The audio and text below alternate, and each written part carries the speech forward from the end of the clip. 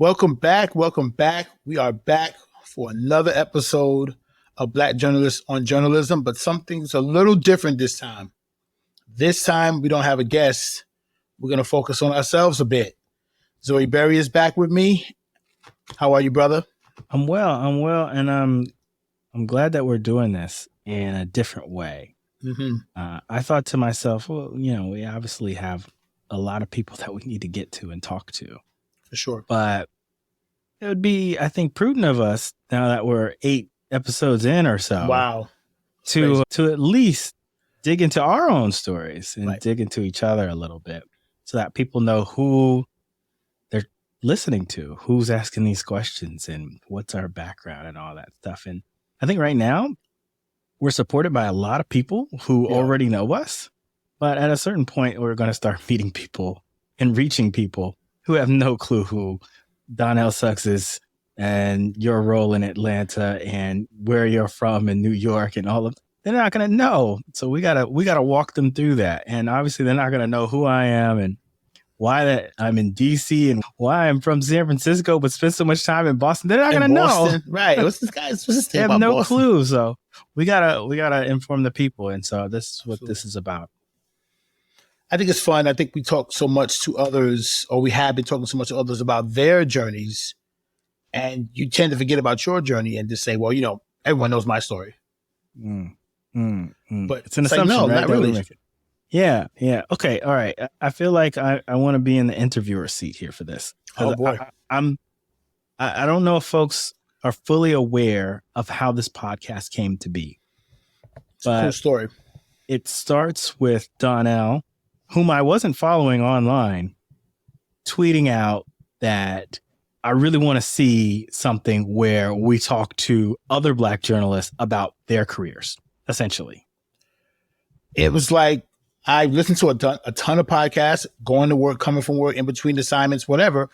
And every now and again, there's a Black guest. And I get really excited when a journalism podcast has a Black guest on. And it'll be like 6 more months until they have another one on. And one day I was just like, am I going to name the podcast I listen to? I don't think it's fair to put them out there. But I listened to it and I was just like, wait a minute. How come we can't just do this all the time? Where's the podcast where a Black journalist or journalist interviews another one and we find about his or her story? Where is that? So I just put it out on Twitter, just like I do 100 other things a day. But that one caught fire a little bit and was moving around so much. I'm thinking, well, all these people think it's a great idea. Now, who's going to say, hey, I know how to podcast, I know how to produce a podcast, whatever. And lo and behold, it wasn't that long after I posted it that you were like, hey, I kind of know what I'm doing. Maybe we should talk. Yeah. At first I'm thinking, let me just amplify this message because I agree. And that's my initial participation in all of this was, it's like, I agree. I don't hear enough of us. I feel like there's a whole lot of us that are out there that are working in different capacities at different levels. We're not all based in New York and DC. Right. And so it would be really cool to learn more about some of the dope journalists, writers, photographers, multimedia folks, folks in TV, radio, exactly, who are all across the country. And so that was my initial thought. Like, let me just amplify that message because I think that's a thing. And then I realized, wait, what is that? You want to be changed? You got to be it, right? Like, be the change you want to see. Exactly. It's like, wait a second, let's think about this. And so I think you were really prudent. You obviously saw the attention that your tweet was getting, that the message was getting, and that it was getting amplified. You're like, if somebody want to do this, and I kind of raised my hand. I don't remember the exact way I did it, but that's how it all started. That's how it all kicked off, which is essentially say it started as an online thing with people expressing interest in this.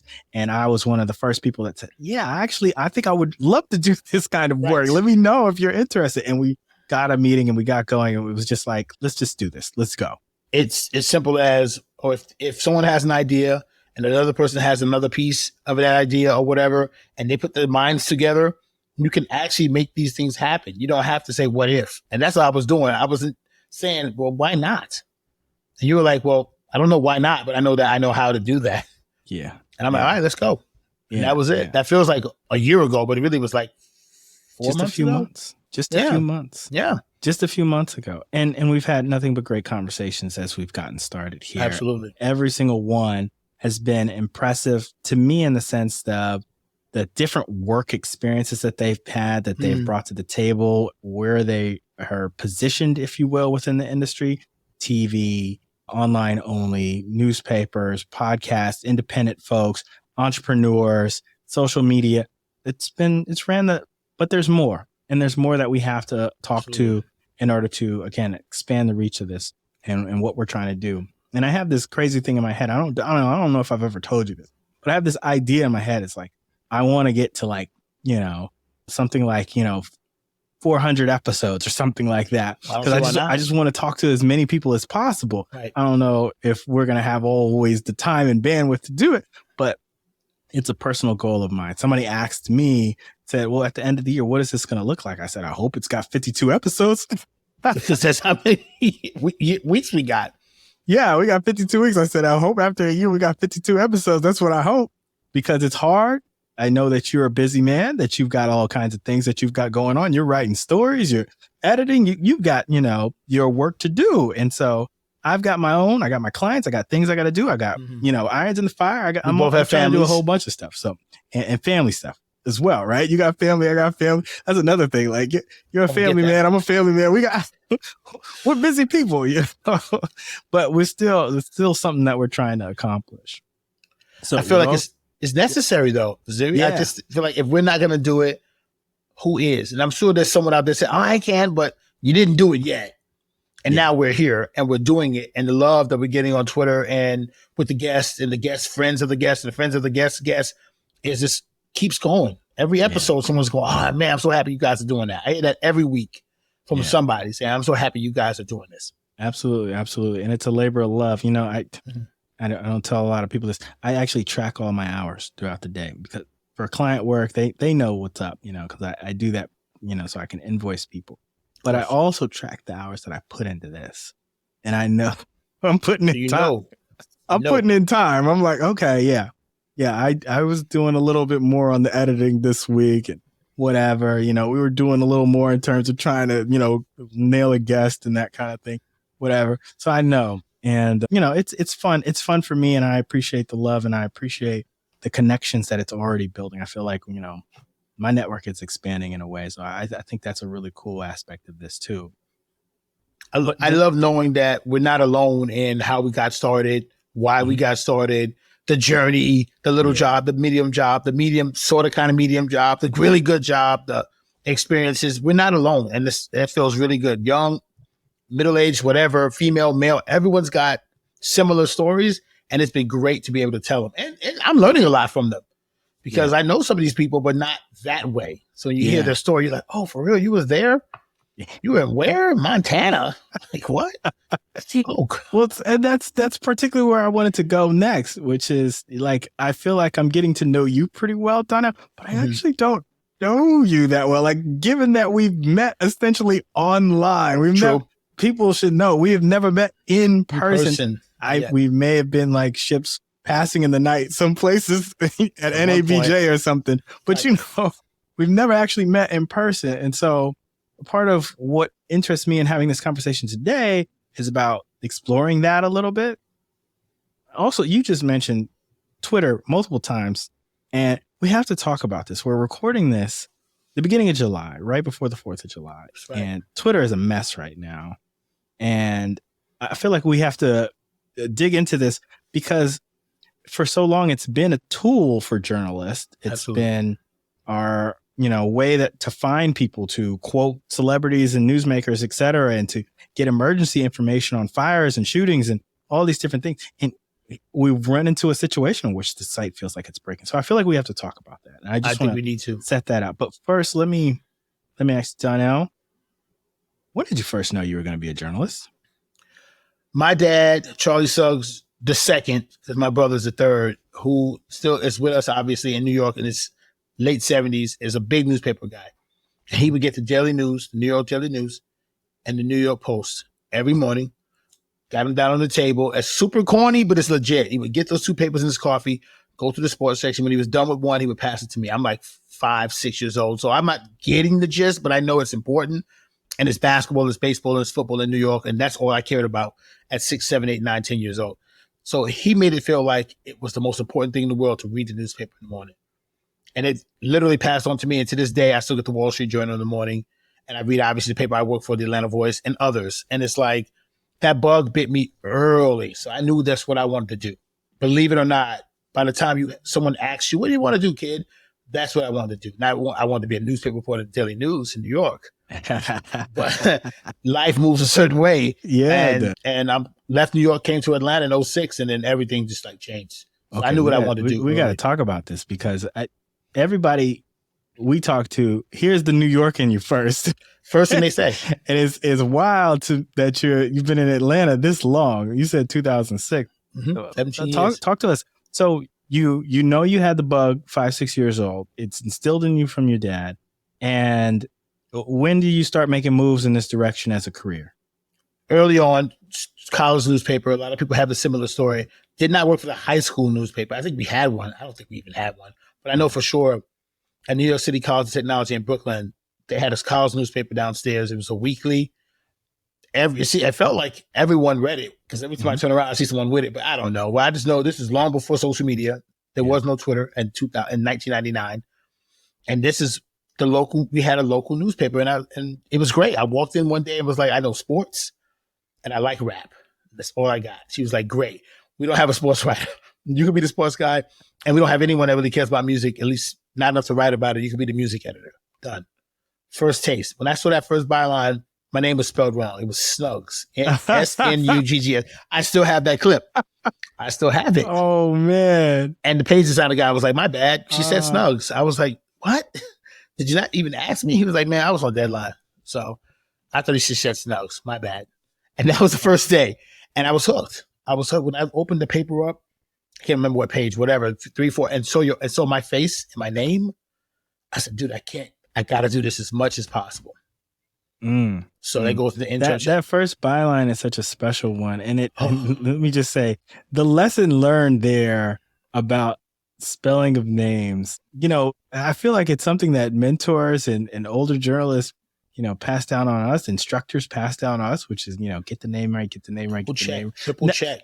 And when it happens to you, and it's happened to me in other contexts, I don't think it's happened to me in the newspaper, and certainly not my own byline.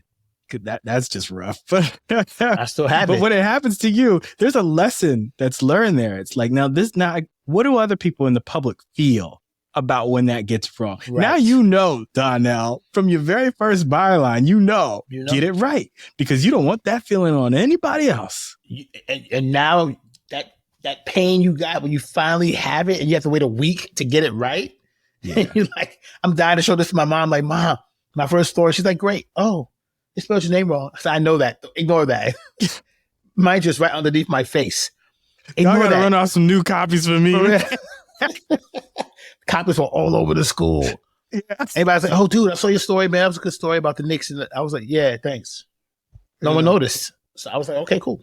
So we fixed it. They saw your face. That's what mattered. That was the biggest deal to me. It was like, oh my God, my face and kind of my name is in the paper. Oh, man. Big deal. Where was this at? This is New York City College of Technology in downtown Brooklyn. We had a paper every week at my school. It was a CUNY school, City Universities in New York. And every one of the schools has a paper. Yeah. So, every now and again, a couple copies we ship to another school or whatever, your sister school. So that issue, somewhere someone was like, who the hell is Snugs? What kind of names is that? But whatever. I was there, though. Oh, man, that's wonderful. That's a great origin story. I'll never forget it. So you get that, you do the weekly work there, and I imagine you progress from there as you get more opportunities. Where does your journey take you? One of my first internships was for Vibe magazine when they were massive. In 99, 2000, Vibe was massive. It was the magazine the Source was a hip hop magazine, but Vibe was the one that was welcome into all the office buildings and all of the C-suites, as well as in the hood. So it was like to have an internship in Midtown Manhattan at Vibe magazine was just like, I can't believe this. And First of all, I probably was reading that magazine at that time. That was. I mean, I like the source, but I like Vibes as well, you know? And it was like that thick. Yeah. It was heavy. Yeah. Every month, it was heavy. And some of the celebrities would walk around the office. Like someone would interview them in their office. So you would see, with all due respect, now this is serious. Well, at the time, he was puffy. And you would see him with a couple of people, not a massive entourage, though, with a couple of people in the office. And you're like, I just saw him on TV. And he came to Vibe to do a show. The video's been playing nonstop. Nonstop. Guys on every radio. And it's like, wow, this is real life. Like, these people are scurrying around doing their stories. Really what they're doing is drinking coffee and like sitting online. But the whole point was for a kid like me, I'm thinking, I can't believe I'm working at a magazine. So what was your contributions like at that time? Were you able to write? Did they let you write? Did you get any stories in the mag? What happened? Not a single byline in the magazine. They found a spot for me. Listen, let me tell you, I wrote a letter to 5 magazines in New York, a letter with my little resume. I only had some school stuff on it, put a couple clips in it, my music clips, and wrote letters to the source, to Vibe, to Sports Illustrated, which I knew now looking back on it was ridiculous. But, and I said, listen, I'm a sophomore, I'm a junior at University College of Technology. I'm the music editor. I'm a sports writer. Here's some clips. I'd love to have an internship. I don't want any money. I just want a summer of learning. One person got back to me. My phone number's on it. They called my mother's house where I lived, obviously. Donnell Suggs, yes, hi, this is, I can't remember her name now, nicest lady in the world. Jesse Washington of the, well, it's not the Undefeated anymore. What is it? Anscape? Jesse Washington was the editor, not for Vibe, but for their spinoff. They had a hip hop spinoff. I forgot the name of that magazine, but it lasted like a year. But he was in that office then too. Of course, he doesn't remember me. I'm a kid, but I remember him. And it's crazy. I mentioned to him one time on Twitter. He was like, you know what, dude? I think I remember you. I'm like, it was the one summer I had. It's a crazy world. And they said, I got a spot for you. I came in and had an interview to be in the fashion department. I was like, oh, okay, well, I don't know anything about fashion. I'm 19, but whatever. I got coffee. I went with him to photo shoots. Trick Daddy and Trina was on the cover of a magazine once, and I went with him to that photo shoot. They're in a pool. It was just like, this is unbelievable. And then one day he comes in and says, I got a CD. It's Common's new record, like Water for Chocolate. You want to review it? I said, oh, are you kidding me? He gave me the CD in my hand. Brand new record hadn't come out yet. He said, go, listen to it, and just jot down what you think about each track or whatever. I listened to that CD. I know that whole album by heart to this day. I wish I still had that original CD. I know that album by heart, track for track for track. It's still my favorite record from him. Top 5 favorite hip hop album of all time because of what it meant to me at the time. Yeah. And it was really good. He was on that Afrocentric tip at the time, so it was really good. I rewrote, I rewrote. Come to find out, I get ready with my little music review of each single song. He goes, oh, no, we don't have any room in the magazine, man. This is before everything was on the web. Everything wasn't on the web then like that. Yeah, it wasn't limitless copy space. It wasn't limitless. It wasn't. He said, oh, man, I'm sorry, bro. I'm sorry, little bro. We don't have space for it. And by the time next month comes out, it's already out. So don't worry about it. And it's old. It's old news at that point. Yeah. It's still old news. Yeah. And I said, oh, man, doesn't matter. I'm still here. He let me have the CD. And I kept on traveling with him and bringing stuff. Get that bag. Bring this coat. Take this, that, and the third. And it was a great summer of learning the magazine business. But what I did learn was they don't do a ton of writing in that. I want to be a newspaper guy. So interned at smaller newspapers in New York, not the Post, not the Times, the little small ones like the Brooklyn Eagle, which doesn't exist anymore, and really learned how to do the business from people who like went home 9 to 5. There was nothing fashionable about what they did. But I knew I wanted to do it. All those things sound wonderful. It sounds like a really great experience. And it also speaks to that time period, which is, it's acceptable to take an internship without pay and all of those things. You should do it now. Can't do it now. Can't afford to live in New York like that. You can't afford anyway. It. And also, I think the kids that are growing up right now, the young adults, young men, young women, they don't want to tolerate that. And I've come to the viewpoint. I agree. I mean, I couldn't do it myself.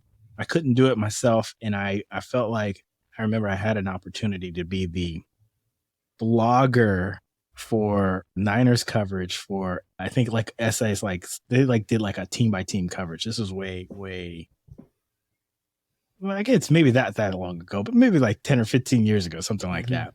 And I initially said yes, and I had to turn it down, and it was a bad move on my to turn Because it the down experience is worth a lot. because I made somebody mad who was an influential person Trying to hook you up. Yeah, they were trying to hook me up with an opportunity, and I didn't see it as that. I was like, I need money. I was going broke, right? Trying to be a sports writer, and I was just like, I can't do this. I can't do the work for free thing.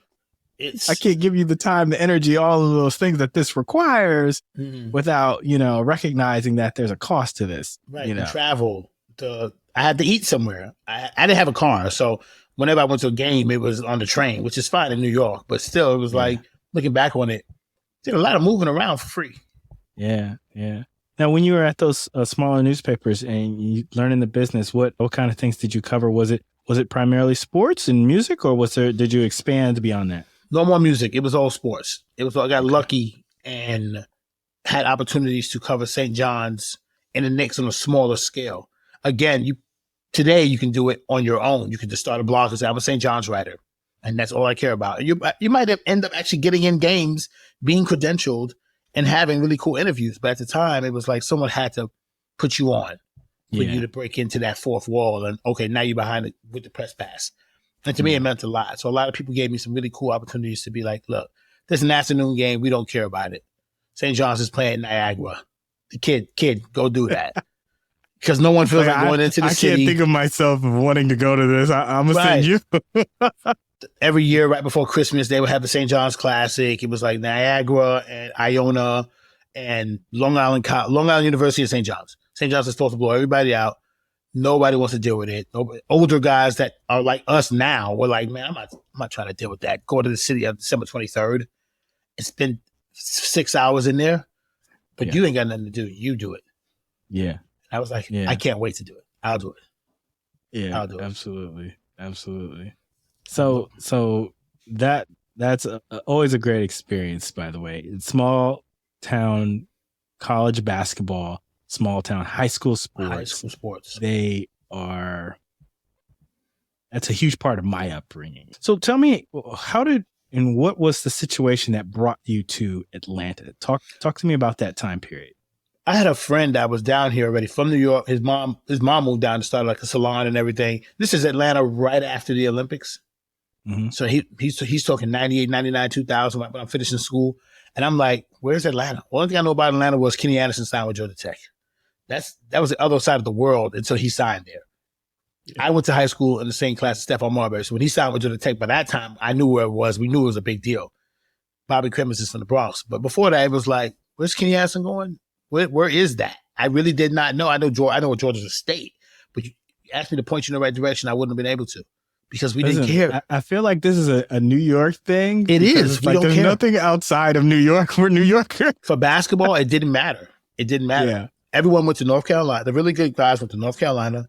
They went to Duke. They went to Kentucky. So Georgia Tech and UNLV. Sidney Green went to UNLV. Yeah. It was like, no one else cared. So when he went there, I was like, I got to look it up.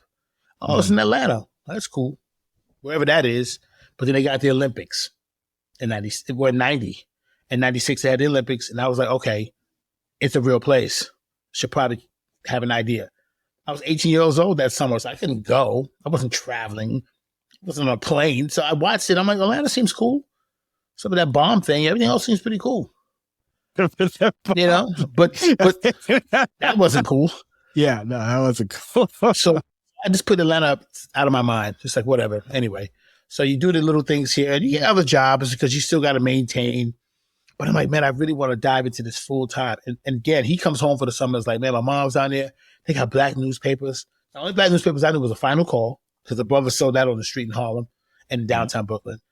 And the Amsterdam News, which my dad liked, but he didn't go out looking for it. Like he would just go to the corner and buy the Post. But every now and again, someone would drop off a copy, whatever. He'd be at the barbershop. So I read those and didn't think anything of it. Like I didn't think they were black. I just know black people were the ones that gave them to you. When I grew up in New York in the 80s, everyone was black. So it wasn't a black newspaper. All the athletes, all the big stars in New York besides Don Mattingly were black. All the Knicks were black. Oh, we didn't watch hockey. Lawrence Taylor. all the stars were black. So my world was black. So I didn't know it was a black newspaper. I just thought it was, every time I opened a newspaper, Patrick Ewing's on the front page or Lawrence Taylor. So what Dow Strawberry and Doc Gooden. Well, everybody's black. What does it matter?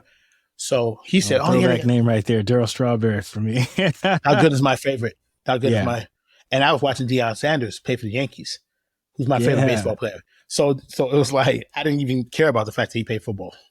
Deion was a baseball player to me. So it was like, you know, and for the Falcons, again, in this far off planet named Atlanta, I don't know. So Atlanta was around me, but I didn't care. And he's like, you got a black newspaper? I'm thinking, let me look this up.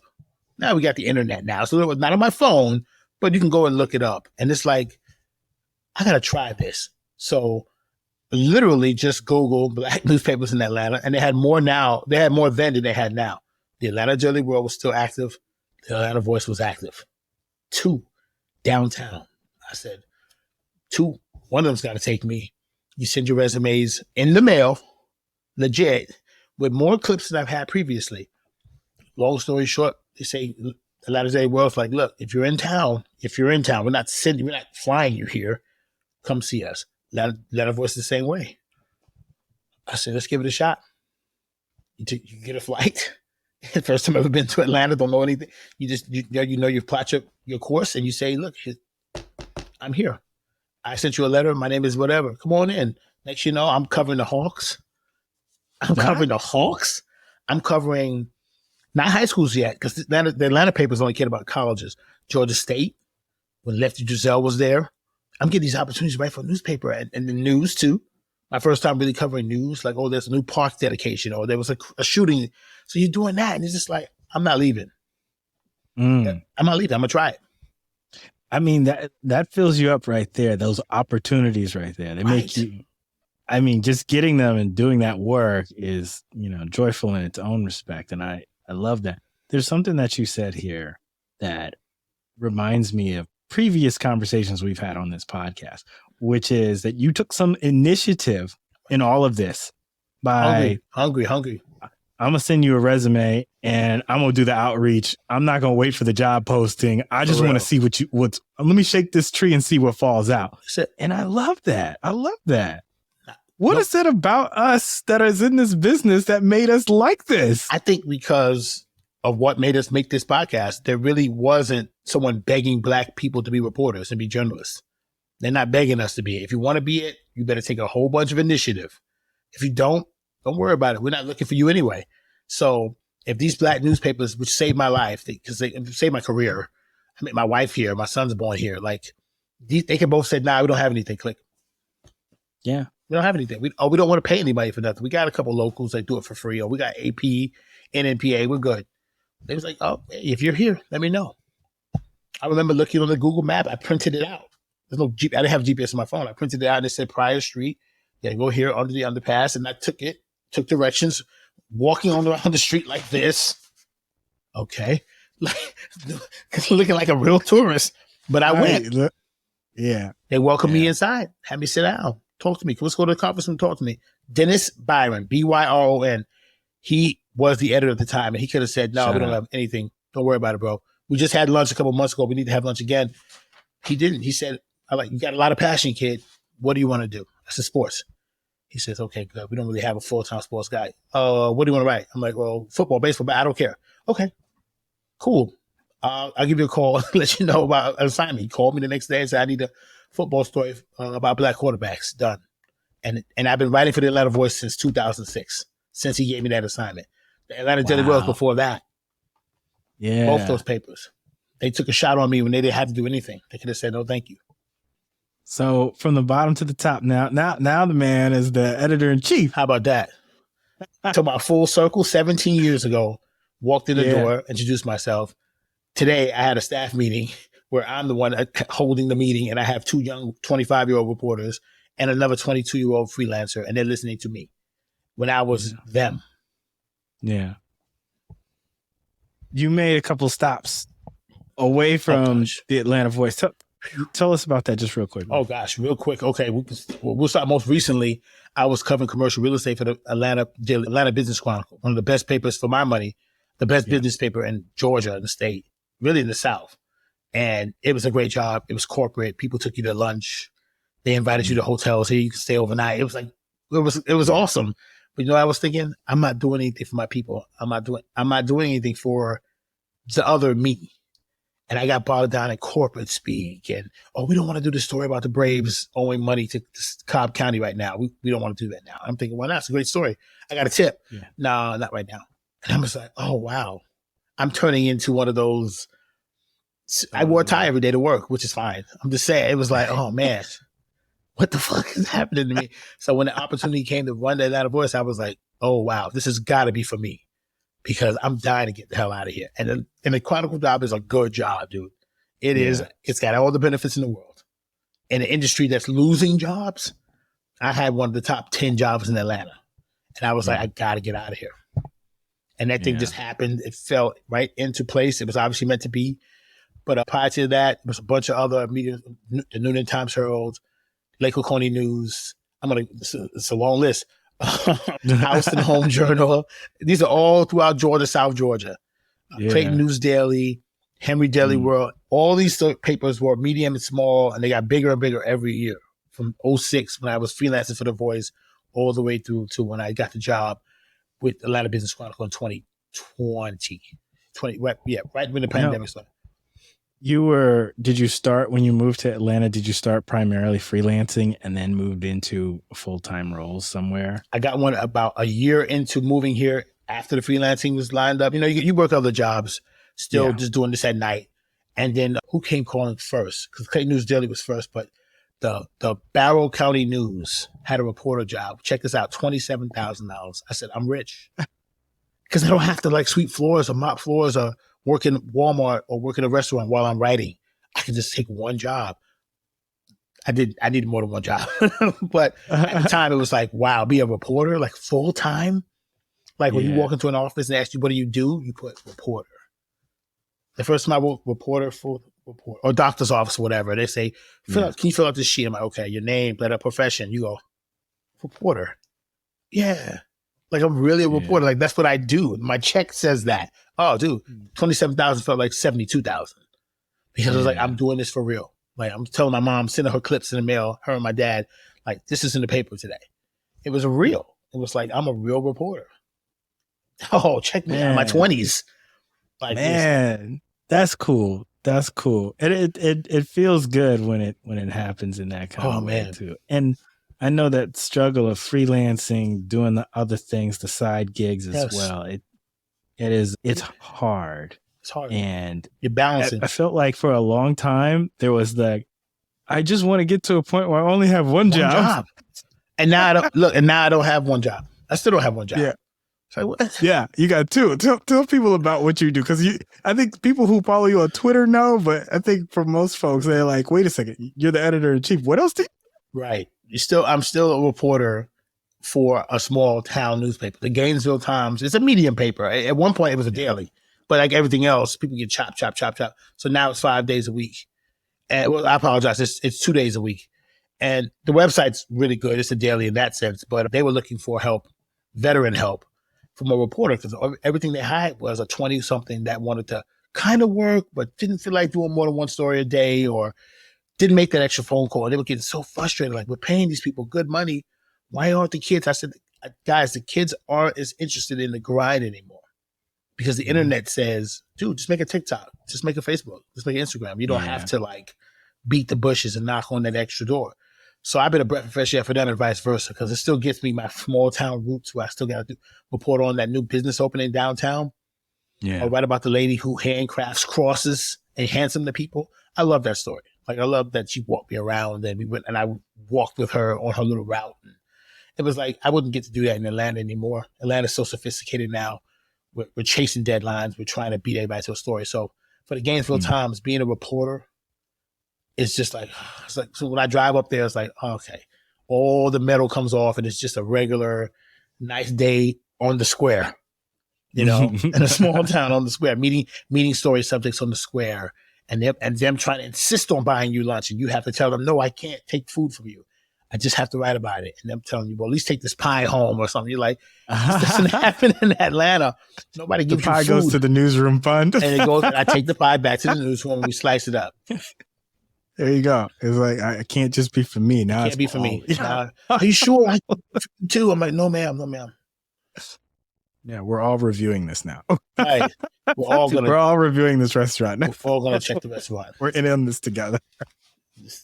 Oh, man, that's really cool. And so how long you been in the editor-in-chief role at Atlanta Voice? August of last year. Officially took over, left the Chronicle in July, started August 1st, and coming up on an anniversary, and it's been great. It's been hectic because now you're responsible for so many things. Oh, my God, yes. But when you get done, and you print that copy out to review one more time before you send it off to the printer, and you know that you had your hands all over that, it feels like when your kids do something really good, you go, yeah. I know he got an A on that test, but I helped him study, so I feel like we got an A. When the paper comes out on Friday, and I see it at a barbershop, I go, look at my son. Look at my paper over there. I pick it up, read it, like I don't know what's in it. I like I didn't already read all these stories every single one 3 times already. And write half of them. Yeah. Well, there's that. It feels personal. So what do you feel like you've learned being in the big chair? That you got to be patient with young people. I remember being the young person that had the story down in half an hour, and someone saying, "Nope, go back and ask him how old he is and how long he was." Oh yeah, okay, I forgot. And now I'm like, "Come on, dude, don't you realize you have?" Wait, you're right. That's right. You are 23. This is your second job ever. No problem. Here's a couple of questions. Why don't you go ahead and ask that person that? Or when you don't pitch me something I think is interesting, I shouldn't get frustrated. I'm learning to be patient and say, well, that sounds okay. Let's put that to the side for a minute. Like I did today. Let's put that idea to the side for a minute. We're a black newspaper. You're asking me about a white teenager that makes her prom dress out of duct tape, which is a beautiful skill. But she's a white teenager in Cobb County. We don't need that in a black newspaper in Atlanta. Not a bad pitch, just a little off for what we're doing. Let me tell you what I think you should be working on. Just patience. So I'm learning a ton of that now. That's interesting. Yeah, I think about your role, and I think about black newspapers in general right now. And I wonder what the challenges are that you see, because I feel like some are thriving. Some black papers are thriving, but I know some are struggling. Both in terms of content, but also in advertising and just revenue and all of those things. The business side, we can only control so much as what we can control. But in terms of content, there's a lot of control there for what you're able to do. How do you feel about the state of black newspapers right now?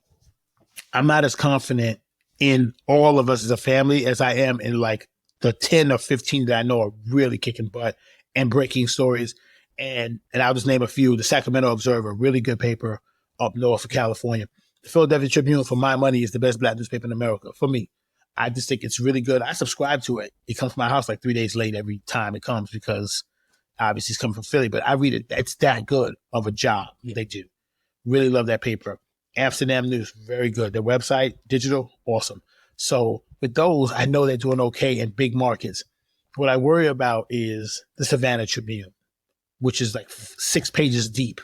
One day I picked it up down there and it was like, you can and blow the whole thing away. And I'm thinking to myself, why is this being allowed? But I understand they can't afford to hire a bunch of reporters. When you open it up, it's all CNN and Newswire stuff because they can't afford to cover the city because you got to pay somebody. So it's disheartening because I don't think working for a small white newspaper, white-owned newspaper, I should call it white-owned, this where I source by everybody, in Gainesville, the ads are out the wazoo. They won't let it die. The people that live there, black and white, will not let their local newspaper die. That's why every single business is advertising in it. So that's a level of support because everyone knows the pizzeria is downtown. You don't really need an ad. You know it's there, but they still run an ad, a little $25 ad, but they run an ad every week or twice a week because you just want to support the newspaper. You want to be in it. Why don't we do that en masse? And we don't do it en masse. We do it in a lot of places, like I said, Philadelphia and New York. And here in Atlanta, we're doing great. But that's just 3. So I get a little frustrated with that when I know that the Seattle medium is not a major news source in Seattle. The Times is. Now, your paper is a part of that collaboration with Word in Black. Yes, and all it's 10 of us. Can you? Yeah, there's a lot, and I love the Word in Black site. I get the newsletters. I'm obviously am tapped in that respect. A paper local to me, I'm here in Washington, D.C. I read the Informer. They're also clued into this. Yes. So it's like there's a lot of good mix. And I think the reporters that are assigned to that collaboration, I don't know what we're calling it. It's a collaboration. Yeah.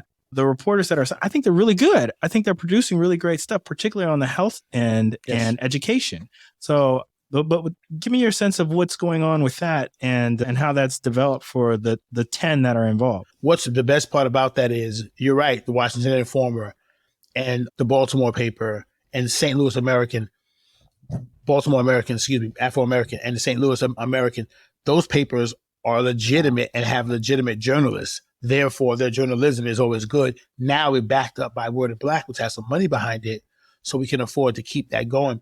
And it really, because they pay us to have content for them, because they only have like 6 writers. Word in Black has their own team, which does longer pieces, and then we all contribute. And it's just been wonderful. We've been there for about a little over a year. And it's been wonderful because you can see these 10 papers in particular, not to act like no one else is good, but these, because Philadelphia Tribune is not a part of Word in Black. They're not. They're part of NNPA. But those 10 papers are really good, and they run really well by people who are legacy owners. Most of them are either part of the ownership or parents were the ones that started it, or at least were involved. So it's like, I love seeing that this is a fist. It's 2 fists, and it's strong, these 10. And we can't get everybody. They're trying to add more to it, but you just can't add them one by one. This isn't the NBA. You have 2 franchises at a time. So I'm glad that we have something like Word in Black that reaches a lot further out in our neighborhoods. So it helps, because we need that. Yeah, absolutely. Absolutely. I'm just thinking of the longevity of the collaboration. I'm just wondering, like, how, I know that the content part is good because I'm taking it in as a consumer, and I know that it's good from a business sense for the Black newspapers that are involved. So there's a question that I have there in terms of, like, how long do you expect that to last? Because I know it's like backed by Google and some other things. Right.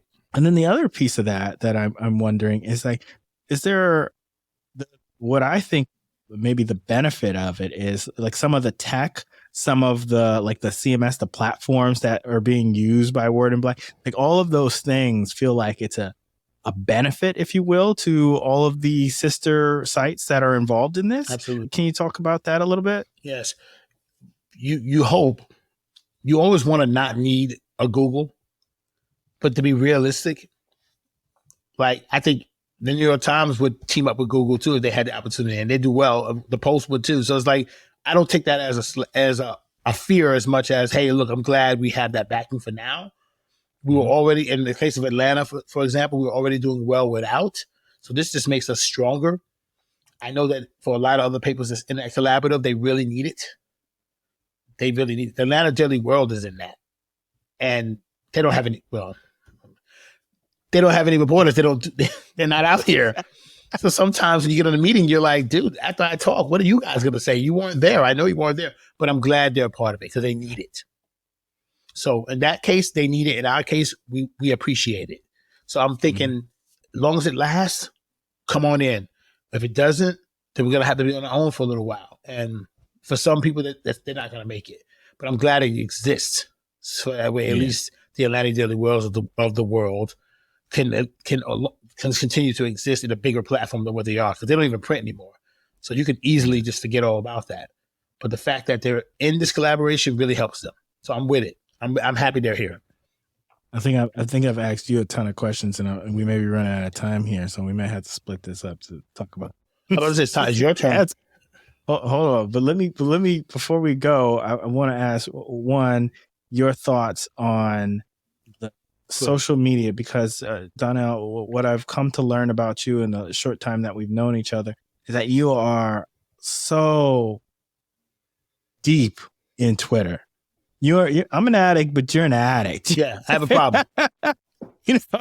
I'm not gonna have a meal. I'm probably not gonna have a meal. I know I'm an addict. Yeah. I'm extremely online. I know it, but you're there. You're there every day, and you're sharing quite a bit. And I think you do a good job of it.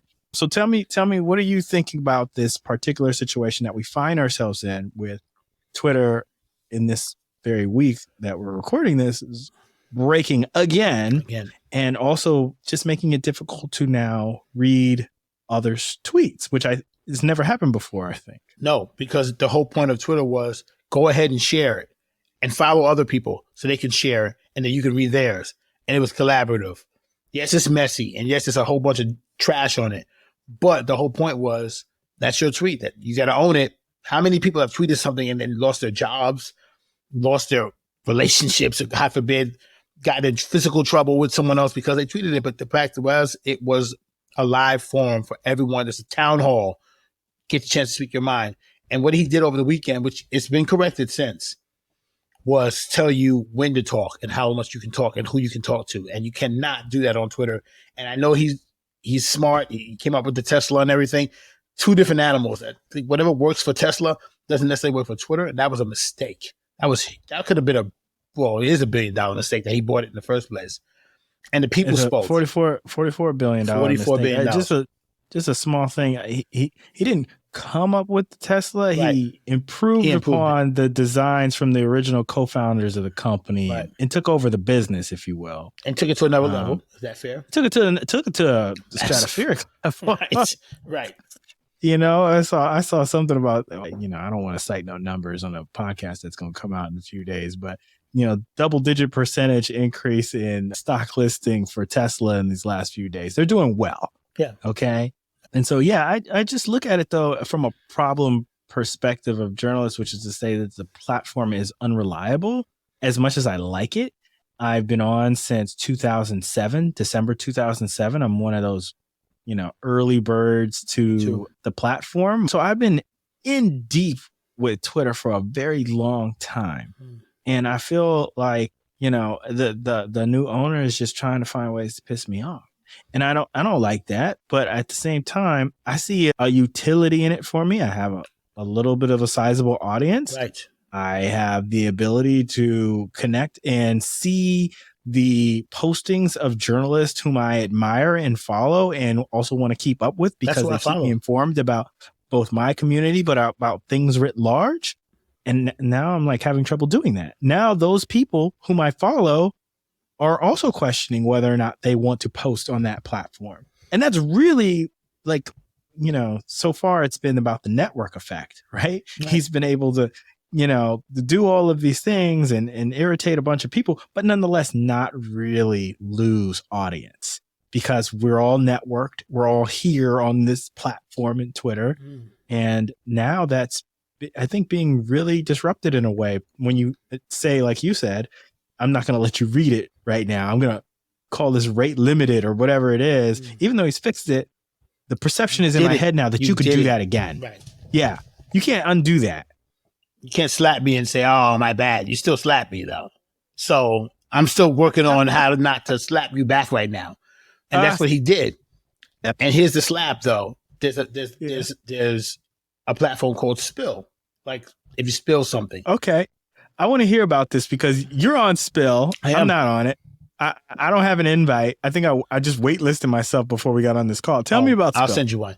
And as of right now, I got on yesterday because everyone was it was this massive exodus on Twitter. Like, look, we're not going to delete our Twitter accounts, but y'all should look into this. I'm thinking, what is it? Now, it's being told that it's Black owned. I was on a Twitter Spaces of all places where the owners and the people who ran it were Black and they were talking about it, which is cool. I don't really care about it being Black owned. I just want another platform in case this platform collapses again. So I said, let's look into it. And again, it gives you the same feel as Twitter. Here's your template. Here's your how many numbers. I don't even know how much the character count is. And it's like we're using it the same way. And it's been fun. It's been fun to be brand new again. I was on Twitter in 2008. So I was kind of early a little bit too. And I remember it was no one You're before 2010. You're early. You're one of the early. Exactly. I remember having, 200 followers and thinking that was a lot. And now you go, please 200 million or whatever. It's like LeBron or something. So it's like, okay, cool. But now we're early on this. And it felt fun to start all over again. But I didn't delete Twitter though, because I'm hooked. I did. I didn't. I'm an addict. So let me put this out there because I love to support a Black-owned enterprise. Absolutely. There's also Fan Base by Isaac Hayes, the third, still out there. It feels much more like Instagram though, and that's a much more visual platform. Yes, and so I have it. It's like me following all of Roland Martin, and that's it. Like that's that's all I'm using it for right now. I don't know what I'm doing with that, and I'm not a visual poster or person, so it's not for me. It's not for the text-based person, right? Which is what Twitter was great at. Yes, is Spill that? Is it a text-based thing? It still feels text-based because really, at least as far as I can tell, you can only post one photo, and if you do a video, it pretty much it's not as smooth as Twitter is right now, where you post a video and it pops on. Give it a second, but it's up there. So it's like it has the capability of being a Twitter one day. I think we all just ran there because we got tired of what he was doing. And now that it's fixed, we're all back on Twitter again, complaining about Twitter. And then so I'm on Spoutable, which is the Chris Boozy led one, another Black-owned platform right there, the Bot Sentinel group. There's Mastodon, which some platforms have gone to and some journalists have gone to. There's Post, which I'm on it. I gave up on it. I can't get my head around it. It's text based. There's subscriptions. There's all this stuff going on. A lot of stuff.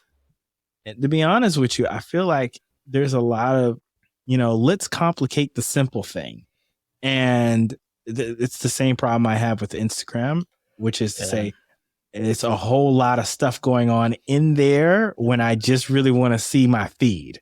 Like you're giving me a whole bunch of stuff that I don't. And so there's that. And then, like if you even bring it back to Facebook, like at a certain point is still really like a good method of connecting with people you're already chatting with, if you will. My college roommate, my college roommates, I still talk to them. Yeah, like people who are already in your network, but like the draw of Twitter and platforms like it are that now I can connect with the rest of the world. Now it's not just my friends, it's also all these other people who can chime in on the conversation too, et cetera, et cetera. Unfortunately, like I don't feel like there's a platform that's like that. It's text-based, that's like easy to use, and it also has like this mass adoption. Like that's really what we all want. We all want to be networked on one other place, just not Twitter. That's what we want. And the fact that Twitter's so familiar to all of us now, it's hard to let go. So we ran over the Spill and we ran over the Mastodon and we ran over to Post it, but are we really gone? Because we're complaining about it on Twitter. I don't want to give up Twitter.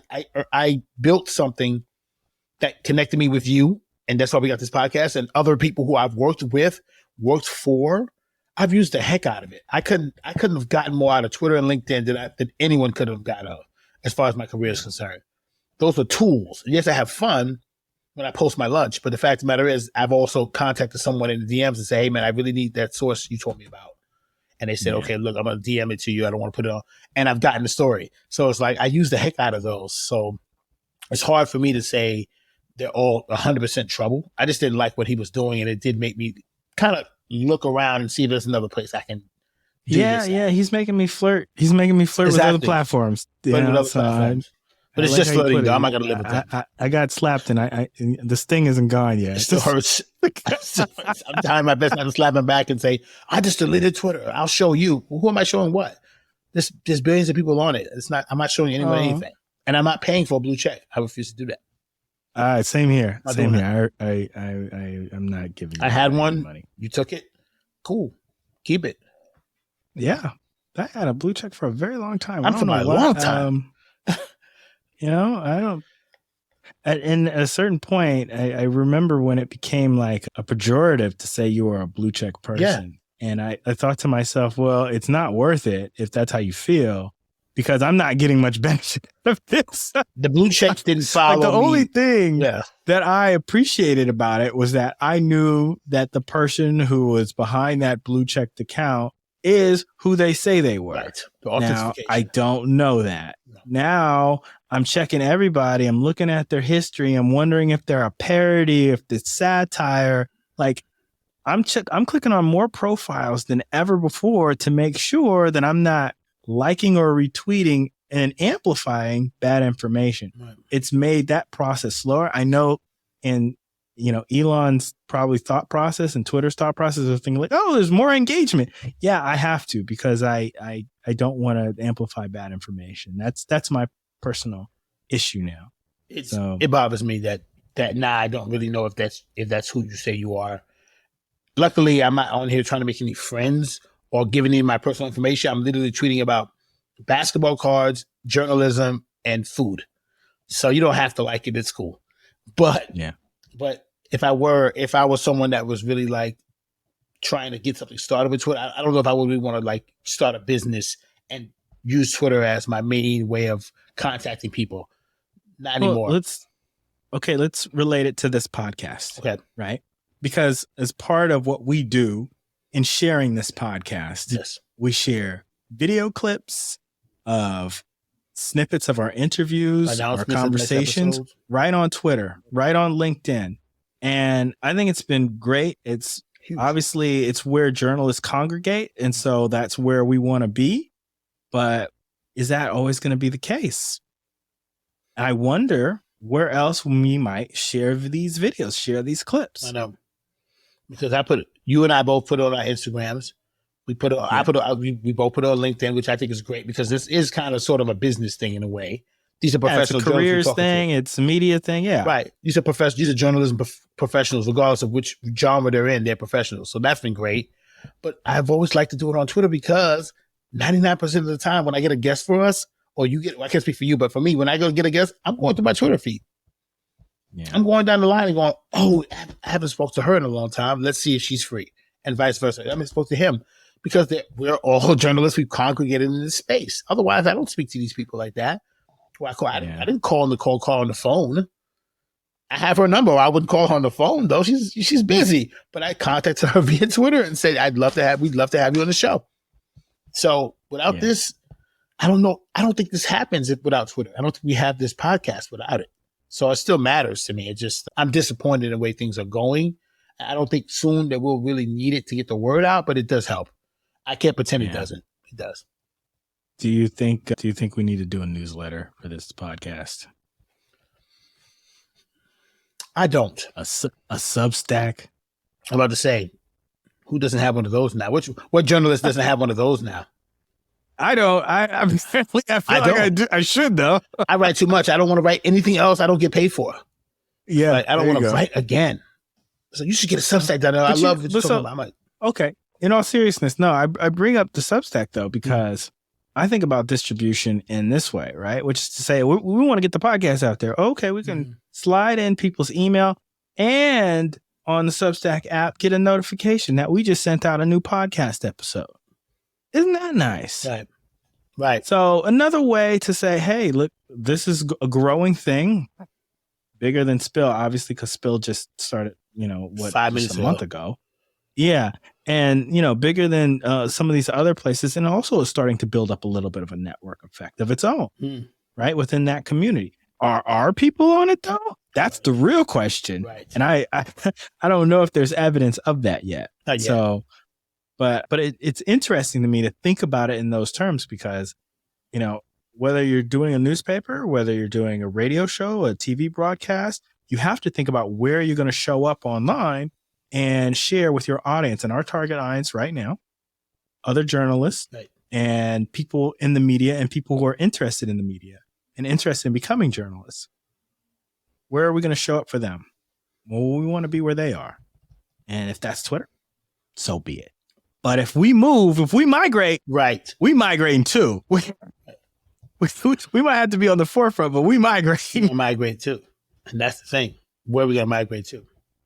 Is it Spill? I was messaging. I saw Bené Wilson, whose name has come up on this podcast a couple of times. Of course. We have to get her on the show. We have to. Because she's such a phenomenal person and such a huge mentor to so many other people. Major asset to the profession. I on her Facebook, she talked about joining Spill, and I said, "So we migrating? Is it good? What's up?" And we all going. And somebody like, will go take a look and then let us know. I saw so many people in the comments saying, I'm on it. Here's my username. Here's this. Right. I'm like, okay, all right. I see what's happening. I see it's in my circles happening already. Mm-hmm. You're on it. Send me the invite. Right. I'll get on it. We'll see what's up. Bet. I think we should all just take a peek behind the curtain. Yeah. And just set some stuff in it. Not all your stuff. This pair of shoes and the shirt. We might be back. Don't bring no furniture. Just a little Don't something. Bring no furniture. Not yet. Don't bring no furniture. No. All our stuff, furniture's in Twitter. Don't lie. We over there. We're not moving out en masse. But I was like, let me see what this is about. Let me just see. Donnell, this feels like this is going to be a part 1 of part 2, which is part 2 is going to be me, and we're going to have to do that later because we're crossing an hour mark here already. But let me ask you, like we do our guest, what advice do you have for younger journalists right now as they're making their way into the game? Fresh out of school, looking for your first job, be prepared to move. Be prepared not to make your dream amount of money. Be prepared to not get your dream job. But just know these are steps. As long as you know their steps, you're good. Don't do the whole, well, I really want to get to the Wall Street Journal and this isn't it. Dude, everybody's not going to get there. You might not even get there. You might end up going a whole nother route and being in Atlanta before you even knew where Atlanta was. Now, of course, everybody knows what it is. Just be patient. And understand that you're going to have to grind a little bit. I know that you got this many people on TikTok and this many people on Instagram and all that. And that ain't the business. Be prepared to listen to some journalists and do some stories you don't want to do and work with some papers or magazines or news stations that you don't necessarily love, but it's all for the greater good. We need more Black journalists, so we need you to kind of hang in there. I've heard people leave the business because they didn't like this job or that boss, and we can't afford that. We only have 7% of professional journalists in this country. 7.